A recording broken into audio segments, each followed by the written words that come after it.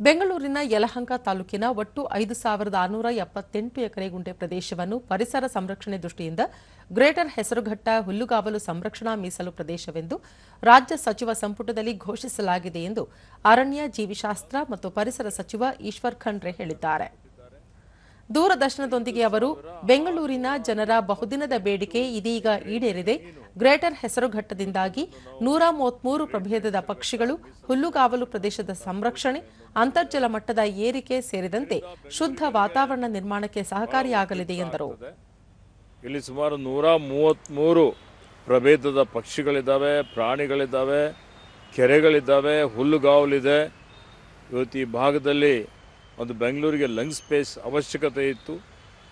ಮತ್ತು ಈ ಘೋಷಣೆ ಮಾಡೋದ್ರಿಂದ ಅದನ್ನು ಸಂರಕ್ಷಣೆ ಮಾಡಿದಂಗೆ ಆಗ್ತದೆ. ಮತ್ತು ಪಕ್ಷಿ ಸಂಕುಲ, ಕೀಟ ಸಂಕುಲ, ಪ್ರಾಣಿ ಸಂಕುಲ ಉಳಿಸಿದಂಗೆ ಆಗ್ತದೆ. ಮತ್ತು ಬೆಂಗಳೂರಿಗೆ ಏನು ನೀರಿನ ಮೂಲ ಇದೆ, ಹೆಸರುಘಟ್ಟದಿಂದಲೇ ಇವತ್ತು ತಿಪ್ಪಗೊಂಡನಹಳ್ಳಿಗೆ ಕೆರೆಗೆ ನೀರು ಹೋಗ್ತದೆ. ಆ ನೀರಿನ ಮೂಲಕ್ಕೂ ಅಂತರ್ಜಲ ಮಟ್ಟ ಹೆಚ್ಚಿಗೆ ಮಾಡಲಿಕ್ಕೂ ಪ್ರಕೃತಿ ಪರಿಸರಕ್ಕೆ ಭಾಳಷ್ಟು ಉಪಯುಕ್ತ ಆಗ್ತದೆ.